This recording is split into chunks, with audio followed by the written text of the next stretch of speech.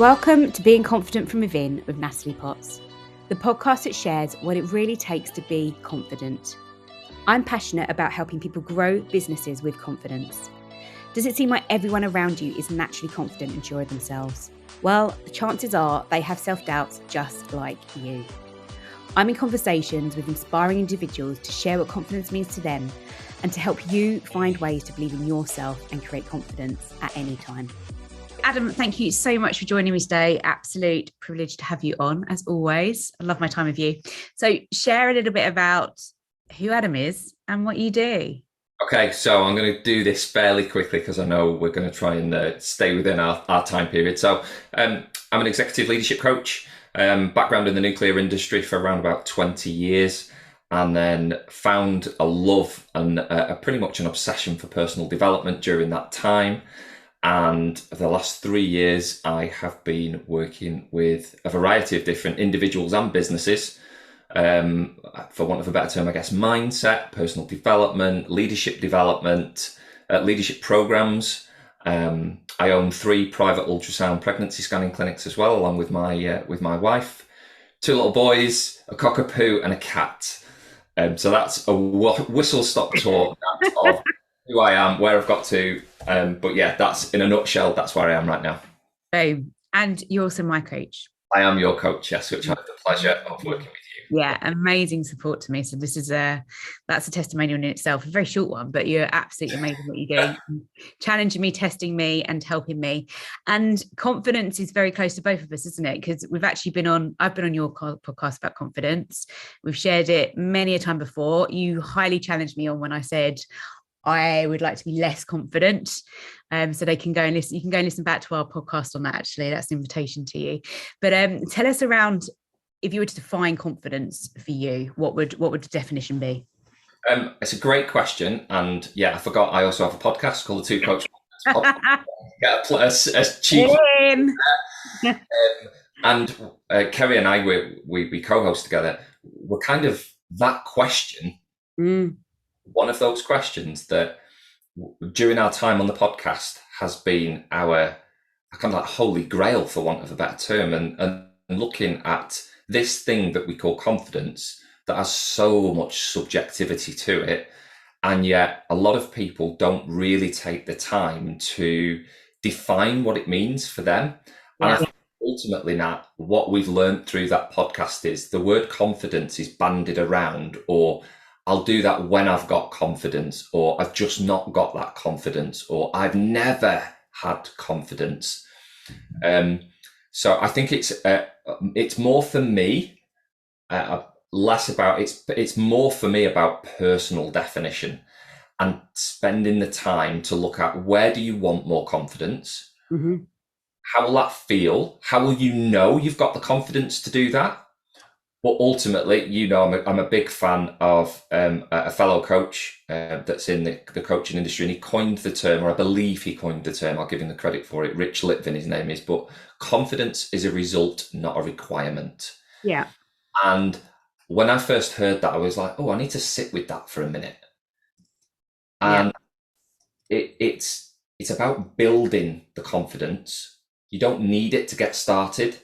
And I think oftentimes the narrative, the story that people tell themselves is, once I've got the confidence, I'll go and do some more stuff. Yeah.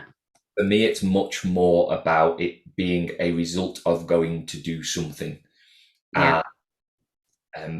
You and I, we speak about this a lot, but the personal development, self-help world, it's pretty much the same things being said, but just through a different voice. So what does that look like in the real world?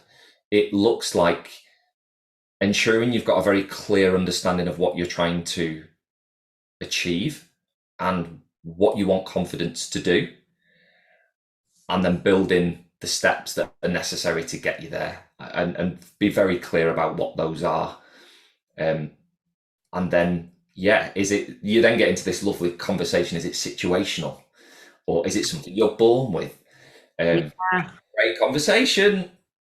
We all come out the packet fresh, so to speak, that we don't even know what confidence is. So, when you're saying I've never had confidence, I'm calling you out. Like that's you will have had it at some point to do something. Yeah. And it won't have been that you were just naturally gifted with it, is what we're finding through the work that we do on our podcast anyway. It was, and this is what I'm loving. And part of this was us working together, wasn't it, to come about doing this challenge on looking at confidence for the month. And it's been amazing to speak with so many different people around this area, mainly business people, business owners. But this idea came up yesterday, actually, exactly like you said, around it being like a gift, and I loved it. And then you've just said it again, you see. So it's our awareness that is coming to light here. But it's not around being born with it, in my opinion and view, that it is so much around environment, the people you're with, everything.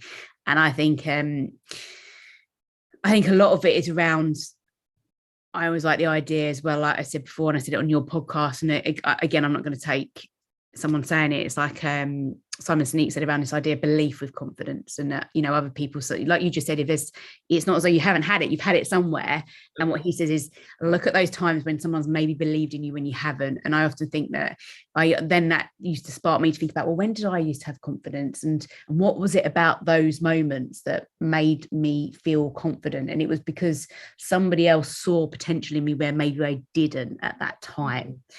And I didn't necessarily have all the knowledge or the skill set I needed, or I didn't have the experience, but that belief, or you got this, someone's seeing something in you that goes, and that maybe it's like a little bit like the X Factor style stuff where you can't really define it. It goes on a bit of trusting your gut, and that takes confidence to trust your gut and just listen to sometimes what's not being said, which is what's so powerful about coaching, and then just going all in on that and just seeing what it brings. And I think that when I looked at moments in my life where actually, yes, those people really did believe in me, and actually all of those came to fruition to something amazing, because I then went and got the experience, because I felt okay to go and do, and it's through doing that you build the confidence, and because you need to act and do things over and over, do it once and do it again and do it again, and then you get more confident. And yeah, it's like, I think what I loved about what we've discussed before with confidence is that it's almost so big and so broad that it's like, who knows what it is, and actually what it means, something different to everybody, and it's sometimes I find it quite challenging to talk about at times, actually. I think, Nat, for me, it's going back to the story that you're telling yourself about your confidence. Yeah. Have you had a narrative for a number of years that you have just become a person that says, I'm not a confident person? Yeah. You've actually sat with that and gone, well, where did that story come from? Yeah. What is it that's happened that's leading me to say to everybody, I'm not a confident person? Yeah. Because it's not in the big world, it's not a truth of such. It's your truth. If you're saying that to yourself, then you're in that.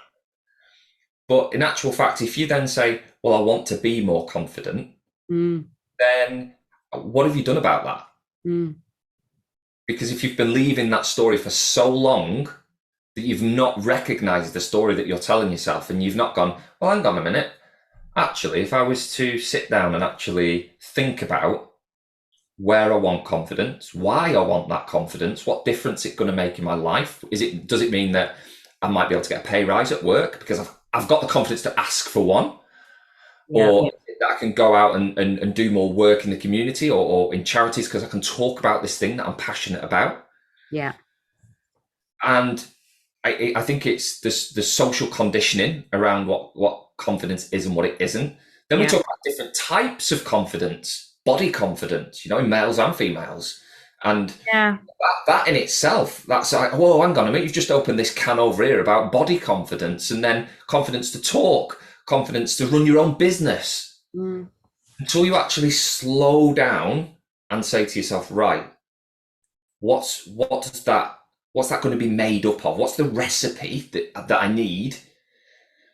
And then understanding that end point. Yeah. And then for me personally, my confidence comes from, I think now, as I'm getting at the grand old age of 41, I have the confidence that you could put me in any situation. And I think I've got the confidence to say, even if it doesn't go the way I want it to, I'm okay with that. So for example, a couple of years ago, I was asked to do a speaking gig. and I don't know how many people there, maybe a couple of hundred, and I choked now, right? And it wasn't that I choked because I didn't know what to say. I've not taken a bottle of water with me. Oh, yeah. So I was there, and it was like, honestly, I was chewing on cotton wool. I honestly, and I love telling this story because people are like, they don't see that about me. It's like I'm a what most people would see as a confident guy. Yeah.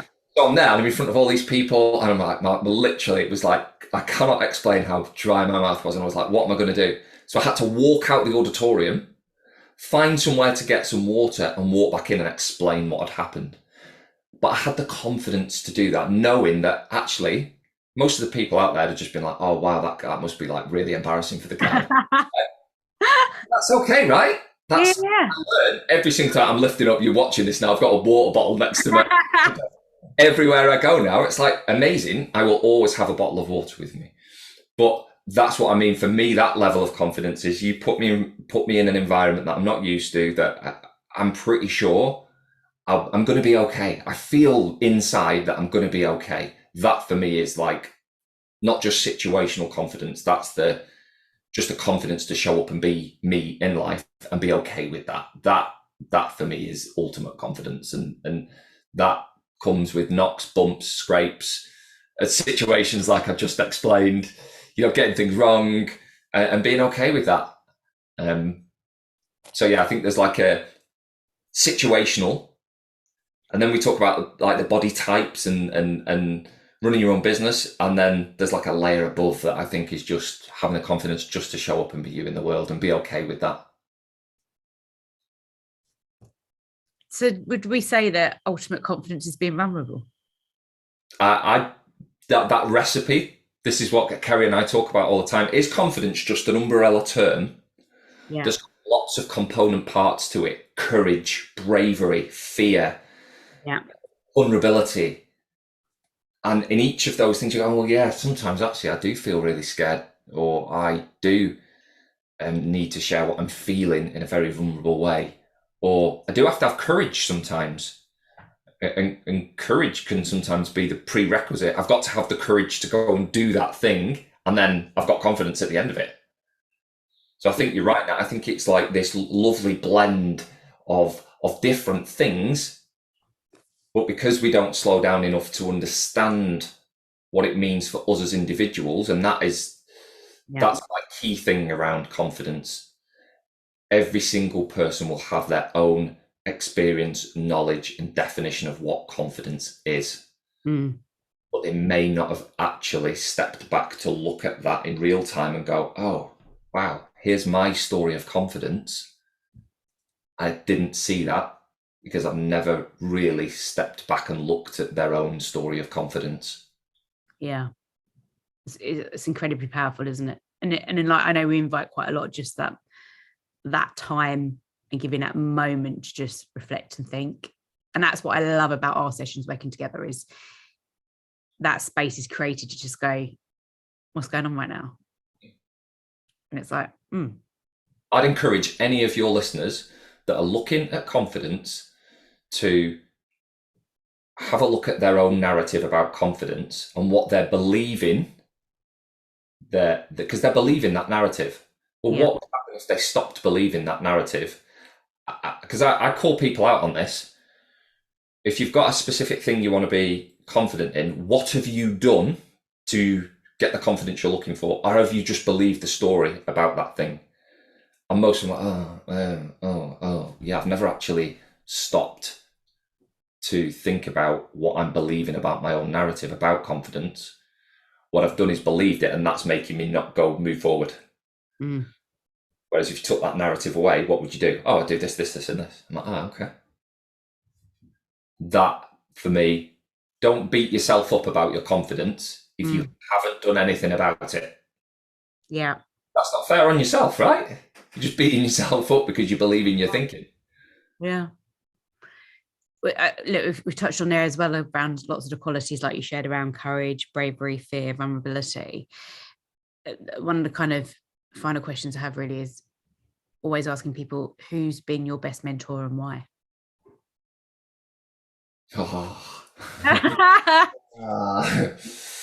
Specifically around confidence.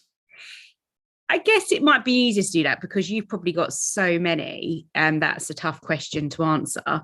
But I just, maybe somebody that's coming to mind from this conversation we've had that's had an impact and made a difference in your life, for whatever reason, just maybe, like you do with me, draw upon those reflections right now for you, Adam.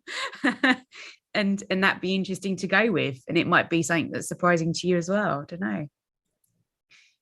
This is coming to mind, I think, for a number of different reasons. I have not met this person yet. I will do next week. Nat knows where I'm going next week. I do. The work of Dr. Joe Dispenza, Yeah, me, has been it has been transformative in the way I experience, being a human and understanding more about our thoughts and how our thoughts impact our behavior and our actions and how we feel. So there's lots of different people in the personal development world that I really respect and love, but Dr. Joe's Dispenza work for me is bringing what has been referred to as kind of woo-woo work into scientific evidence that the way in which our thoughts impact our experience and what control we have over that has been, for me, wonderful. And it's helped, obviously, you've just said about our sessions, and sometimes we're exploring our thinking, what impact that thinking is having on what we're doing in the world. So that for me has probably been, immediately comes to mind is Dr. Joe. I just want to pick up on that as well from more of a personal development perspective. But I remember working with lots of people, especially in the corporate space, where the idea of a mentor for them would be a physical body. And exactly like you've just said there, which is so beautiful, that you haven't even met them yet. And that you do not have to wait. And I said to someone this week, and they said, no, I've never really had a mentor. And I was like, well, you have. And there are thousands of people. Gary Vee's a very strong one for me. I always say Gary Vee, because I love how he talks about patience and everything that he stands for. And I look at these people like mentors. I can watch them the same as going to a gig or sitting live with them in anywhere every day, or every time a session together. I can watch them on YouTube, and it's the same because I'm taking the value in the content and learning. So Nat, one of the exercises that I use in one of my leadership development programs at the moment is Think and Grow Rich by Napoleon Hill, and he talks about creating an imaginary board. So we get our leaders on this to create their imaginary board for various reasons. So who would you go to for this? Who would you go to for that? So they then create this imaginary board so that they can get out of their own thinking sometimes. And it's like, what would Nat do? Yeah. And you go, Nat would do X, Y, and Z. And you're like, right, there you go. You've just moved out your own way, thought about someone else that you know and what action they might take. I love that. Having a mentor doesn't necessarily have to be a physical in-person experience. No. Their work is in the world for us to learn from and develop our own sense of who we are. So I'm with you. It doesn't have to be a personal arrangement. It can definitely be, videos, articles, blogs, video blogs, whatever it is. They're there to try and help. So I'm with you. Well, I'm learning from the best. That's the narrative we tell ourselves, isn't it? Yeah, absolutely. Yeah, of course it is. Yeah, and then the narrative of it, I can't afford a mentor. Absolutely. Well, I know that we are in an information age. We're at the best time to get access to more information and more ways of looking and seeing things than ever before. And that's just got to be a wonderful thing, right? It's incredible. Adam, look, I love our time together, and I think you're an amazing person. You're an amazing coach. You're an amazing mentor. You're very inspirational. You challenge me on my bullshit, and you do call me out, which is why I've got you in my life, because I needed that. So thank you. That's a public thank you as well. But where can people find and connect with you? So I'm a little bit strange. Nat knows this. I have a very small online footprint. So I would always welcome people to the Two Coach Confidence podcast. So that's on all your usual places, Apple, Spotify. That's just a great, like Nat's got, it's just a great body of work where I'd encourage anyone to go if you're looking at confidence, along with obviously Nat's podcast. LinkedIn, I have a presence is probably a strong word. I'm on LinkedIn. So if people ever want to reach out, that's probably the place to find me. I like to, as Nat knows, I like to kind of build my business through conversation. And if someone genuinely wants to know more, then reach out on LinkedIn. And as Nat knows, I'll get back in touch and we'll start a conversation. Do you know, but that just shows as well again that success isn't in your face like it looks, you know, all the smoke and mirrors and all that crap on social media. You know, there's people doing amazing things in the world and you've never heard of them. So yeah. I'm a big fan of not knowing who's out there, and I'm like, what are they doing? Where are the people out who are not online and who are doing really great things in the world? So yeah. Absolutely. Fabulous. Thanks very much for having me on that. Much appreciated. Thank you for listening to Being Confident from Within. I hope you enjoyed today's episode and it inspired you in trusting no matter what happens in any particular situation, you'll be able to handle it and learn from the outcome. I really love hearing from you, so please leave a review and let me know which part of the episode resonated with you the most. Have an amazing day.